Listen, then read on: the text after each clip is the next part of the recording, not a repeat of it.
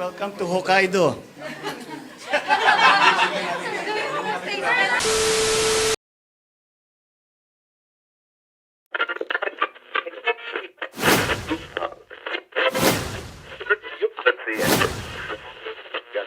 This is the Personal Radio Archives, the home of radio recordings. Ito na talaga yung sentro ng mga magbabiyahe palabas ng Maynila at papasok ng Bicol. And napaka-strategic kasi nung Albay. Imagine, kami pinaka-sentro, geographically, sa location namin, napaka-sentro namin. Imagine Albay, kami sentro, then come sur, come norte, dulo na yon. Then kami naman, tatawid ka, Catanduanes, then katabi namin Sorsogon, then tatawid ka Masbate. So, then tutawid ka ng Visayas area and Mindanao. So, pinaka-sentro talaga yung Albay. So, napaka-akma na magkaroon itong Bicol International Airport. Pero talagang kulang pa. Marami pang mga dapat kailangan para ma-push na magkaroon itong international flights. May mga nagtatanong nga sa amin dito na kailan ba talaga, lalo na yung ating mga OFWs, na kung magbabiyahe sila, hindi na masyadong hassle kasi pag sumakay ka, diretso na, bahala na yung airline na magdadala ng mga bagahe mo. So, pero ngayon, syempre, hassle pa rin kasi wala pang international flights dito sa BIA. Kasi iba kasi bababa ng ng airport dito sa Manila, magbabas pa pauwi ng Bicol, 'di ba? May mga ganun. Yeah. Matagal 'yun, Miss Ched. Imagine kung magbabas ka from Bicol, lalo ngayon, traffic. Tapos may mga baha-baha pa. Oo. May isa nga ako nakausap by bus, umabot sila ng umalis sila dyan ng alas 6 ng gabi, dumating sila dito ng mga alauna ng hapon. Imagine, sa tagal ng biyahe. Matagal talaga ang biyahe pa Bicol. Ako nakaka-relate ako dyan dahil nga kami dyan taga dyan ng aking mga magulang kaya nga nanggaling ako dyan last time. Nakita ko rin yung ganda ng ng Mayon Volcano, napaka-majestic pala talaga yan. Namangha talaga ako ng sobra dahil nga nung pagkakita ko naging clear yung skies nakita ko yung perfect cone, napaka-perfect. Wow! Very perfect. Nakita mo talaga yung perfect cone? Oo, kasi nung unang pagdaan namin, nung una, talagang cloudy, hindi kami talaga pinagbigyan. Biglang umulan dyan lang sa Albay. Pero sa Camarines Norte at Camarines Norte at Camarines Sur, maganda yung weather Pagdating ng Albay, ayan na, biglang nag-uulan na ng konti. Tapos tinakpan yung tinatakpan yung cone ng tuktok ng Mayon. Tapos ang ginawa namin, pagbalik, galing Sorsogon, dinaanan namin. Ayun, grabe. Talagang hindi ako makapaniwala. Oo, nagpakita, hindi ako makapaniwala. Na ganun pala majestic ang Mayon Volcano. At marami mga turista talaga yung dumadayo dyan sa inyo para makita yung si Daragang Magayon. Diba? Alam mo, Che, ikwento kasi dyan, kapag hindi daw nagpakita sa'yo yung tok-tok ng Mayon, may ibig sabihin yan. Ano ibig sabihin? Kasi noong una hindi ko nakita. Yung pabalik nakita ko. Ano ka ibig sabihin na kasamang Nancy? Pag nakita mo daw yung tok-tok ng Mayon, ibig sabihin, virgin pa. Pero daw, pag hindi mo na nakita, hindi na. Paano yun? Half-half. No, yan ang sabi nila dito. Ganon? May ganong kasabihan dyan? Yan, Miss Chen, ang sabi dito. Pero actually, alam mo, ang kagandahan talaga dyan. Tapos kung makikita mo yung, eto na kasi ngayon, isa din yun sa mga natin, yung access natin, yung Bicol International Airport, para yung mga turista natin na tuloy-tuloy. Kasi ito sinasabi, itong Bicol International Airport, gateway nga ito ng Bicol para sa buong mundo. Di syempre, mas maraming mga magkakaroon ng pagkakataon ng mga turista na pumunta dito na mas madali na. Siyempre naman yung mga investors, pang imbitahan namin dito, mas madali na. So ito ngayon, hopefully nga, and ito lang talaga yung pagkipag-ugnayan natin kay Ginoong Roland Busito, na hopefully sabi naman maraming mga ginagawa, naka-program, yung CAAP para talaga ma-push ito, and hindi lang CAAP, full of government approach, local government units, then other agencies ng government like Department of Tourism. Kasi ang Department of Tourism, more on kailangan mag-market sila. Ano ba yung mga mayroon pa dito sa Albay na once nakita mo yung mayon, ano pa pwede pang makita? Ano pa yung mga pwedeng activities na pwede mong gawin after na makita yung Bulkang Mayon and other tourist destination. Yun. Kasi para may balik-balikan din yung mga turista. Kasi po nakita na nila yan, yung isang major attraction dyan, tapos wala na ibang pwedeng puntahan pa na iba na malilibang sila. Wala na, hindi na possible na hindi na bumalik. Oo. Kaya dapat talaga mahanapan pa na ibang mga pwede pang gawin dyan sa Albay. At siguro sa ibang lugar na rin para mas mapalakas pa yung ating local tourism. Yeah, hindi lang naman talaga Albay. Kailangan i-market mo din. Lalo Sorsogon, maganda rin ang Sorsogon. Very true. Napakaganda. Masbate. Oo. Yes. Ganda ang Sorsogon. Masbate, Catanduanes. Yan.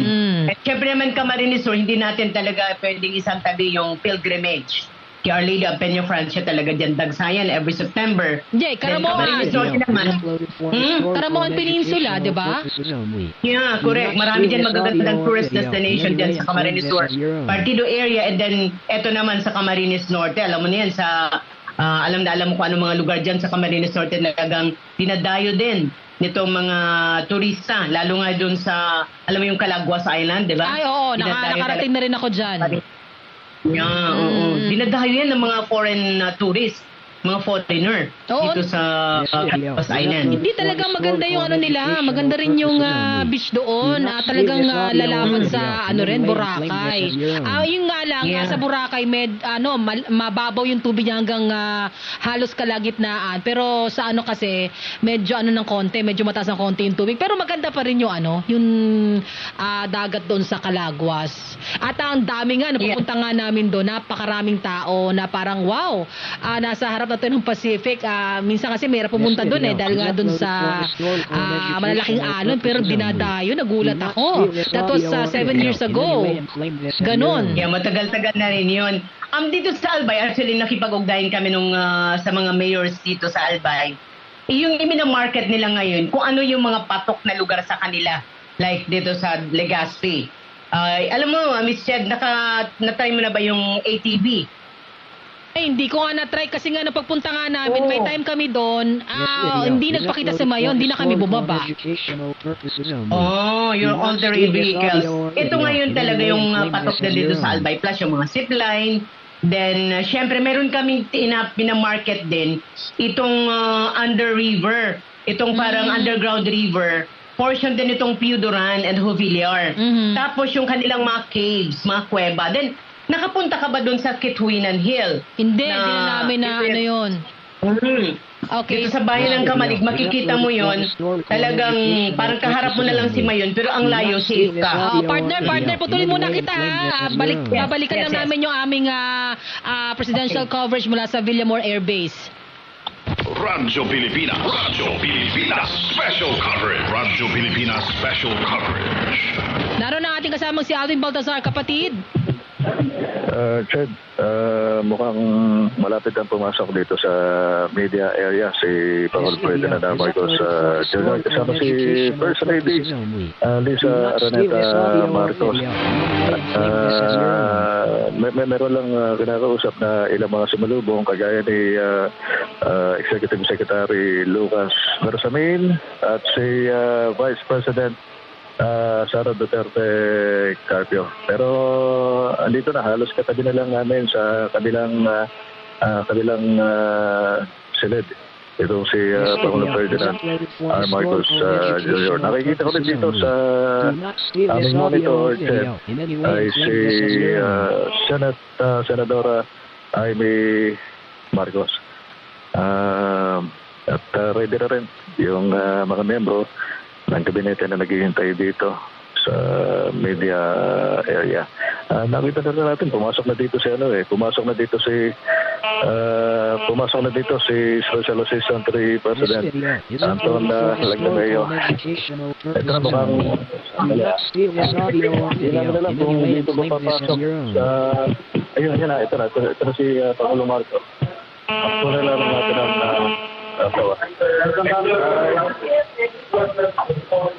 Okay. Okay, nandito na. Inanunso na, Ted, ang pagdating ni na First Lady Liza Araneta Marcos. Kanina, pagpasok ni First Lady Liza, ay sinabi niya, negative. Pakinggan natin si Pangulong Ferdinand R. Marcos Jr. para sa kanyang arrival statement. Pakinggan natin, Ched.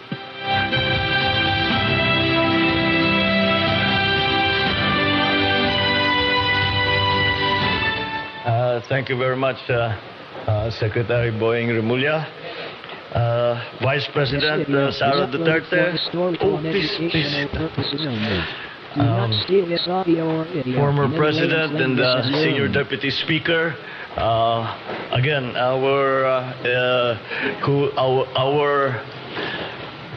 in this case, our consultant who actually was leading the way in many of our meetings, former President Gloria Macapagal Arroyo, House Speaker Martin Romualdez, His Excellency Wang Zilian, the Ambassador of China to the Philippines, members of the Cabinet that are here with us, including the Cabinet members who joined us in the delegation, and Senator Amy Marcos, the head of the Foreign Relations Committee in the Senate, and of course, First Lady Luis Araneta Marcos.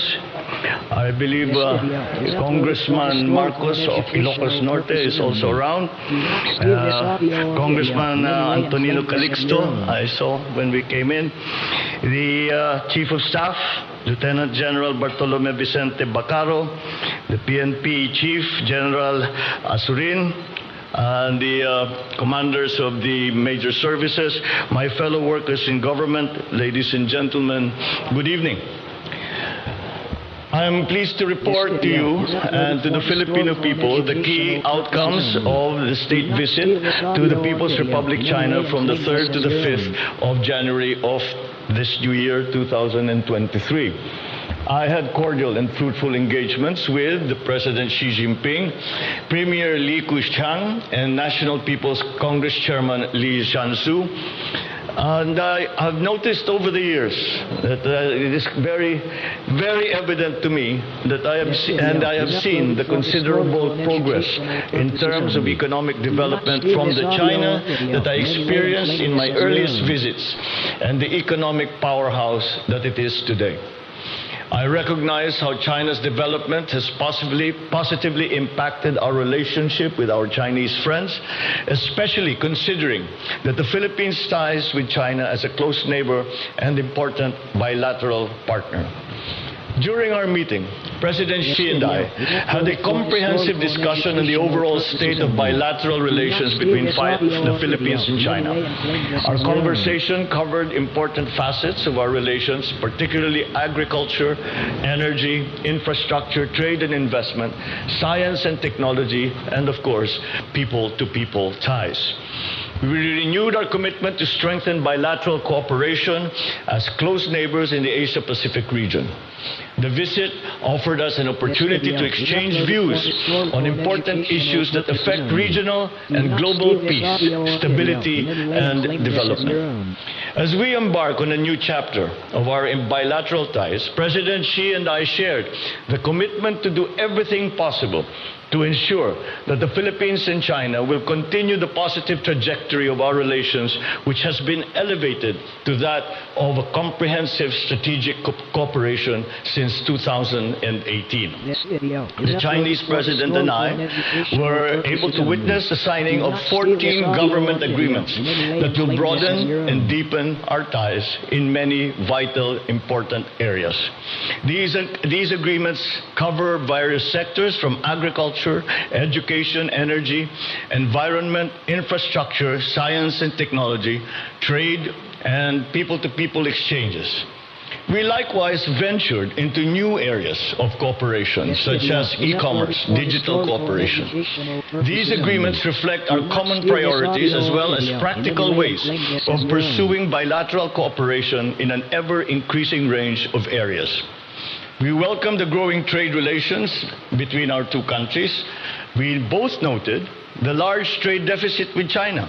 But President Xi also said that China is willing to import more quality agricultural produce from the Philippines. And specifically, was mentioned very often was the importation of durian. And we signed the agreement on the 4th of January on the agreement between the Philippines and China as to the rules and regulations to make possible the importation of durian, mangosteen, and other specialty rice varieties and other fruits to China to help redress the trade imbalance that we now have. President Xi and I also had an in-depth and frank discussion on the West Philippine Sea issue. We took note of our growing maturity of this bilateral relationship. This bilateral relationship which now allows both sides to manage differences in the West Philippine Sea so as to not allow it to hinder the rest of our fruitful engagements and multifaceted cooperation. I emphasized to President Xi how my administration intends to pursue an independent foreign policy, that we are more than willing to cooperate whenever possible in the pursuit of regional peace and our two countries' national interest. We agreed that maritime issues between the two countries do not comprise the entirety of our relations, but we acknowledge as well that they remain a significant concern and priority for the Philippines and for the region. To avoid possible misunderstanding and miscalculation, we agreed to establish direct communication lines at various levels up to the highest level. I therefore welcome the signing of an agreement between our foreign ministries in this regard and directed our agencies to revitalize existing bilateral mechanisms to promote further mutual trust and confidence in each other. On energy cooperation, we agreed to resume discussions on oil and gas development and explore opportunities for renewable energy such as solar, wind, photovoltaic energy, and even we touched upon nuclear energy.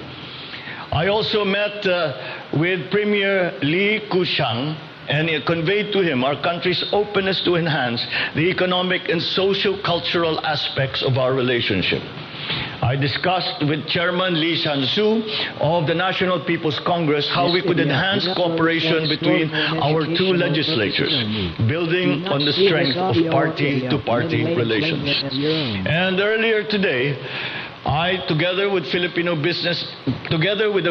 business delegation, met with Chinese business leaders and investors from top corporations and conducted roundtable meetings focusing on renewable energy, agribusiness, nickel processing, battery and electric vehicle manufacturing. I am pleased to inform you that there has been an overwhelming response from the Chinese business community on the investment and trade opportunities in our economy.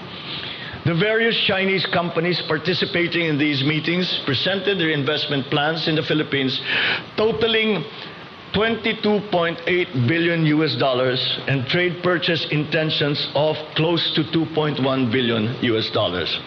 When realized, these investments will support our country's economic recovery efforts and create more jobs for Filipinos within our country. We will be releasing a more detailed breakdown of those numbers, which will be included in the final report of the delegation. Before I conclude, I reiterate my deep appreciation to President Xi for his gracious invitation and to the Chinese government for the opportunity to reaffirm and deepen the friendship between our two countries and to explore avenues of cooperation that are mutually beneficial. And finally, I thank our kababayans in China for their continuing support and trust, which will continue to inspire and motivate me to do my best as I steer our country towards an inclusive and sustainable development. It was unfortunate, however, that it was not possible to hold a meeting with our countrymen in China, seeing as the COVID protocols are still in place. But nonetheless, we are still reaching out to them and thanking them once again for their support. I think that this is a very good beginning. I do not believe this will be the last visit that we we will be making to China, and we are anticipating, as I continually reiterated an invitation to President Xi and Madam Pang to come to the Philippines and visit with us on perhaps a state visit, an official visit in the future. And with that, the strengthening relationship with China and the Philippines can only help smooth the way to a greater and deeper and stronger partnership between our two countries, which will also give us a stronger foundation to resolve whatever issues may continue between our two countries. I consider that despite the fact that we were there for essentially 2 days and working for about a day and a half, there was much that we have been able to achieve, but as I said, it is a good start, and we will continue to work on this most important relationship with this most important partner of the Republic of the Philippines. Maraming salamat po at magandang araw po sa inyong lahat. Ched, ang sabi ng Pangulong Ferdinand R. Jr., it was a good beginning, and he hopes na hindi ito yung uling pagkakataon na Thank you for watching this video. Don't forget to like, comment, and subscribe, and click the notification bell for more episodes of the Personal Radio Archives.